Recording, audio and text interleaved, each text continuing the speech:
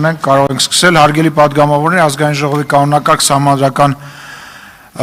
օրենքի համաձայն ազգային ժողովի կազմը համալրած Վանիկ Օհանյանը պետք է հիմա երդվի։ Խնդրեմ, պարոն Օհանյան, համեցեք կենտրոնական անվերնի մոտ։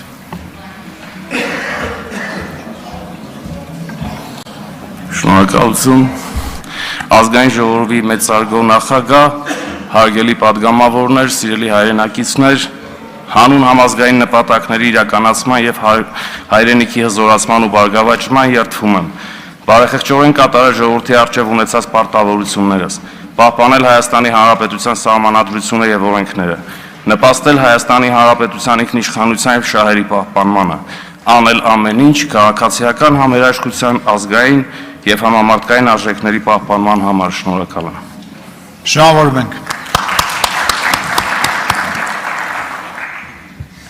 Հարգելի գործընկերներ, բարև ձեզ, ազգային ժողովի 8-րդ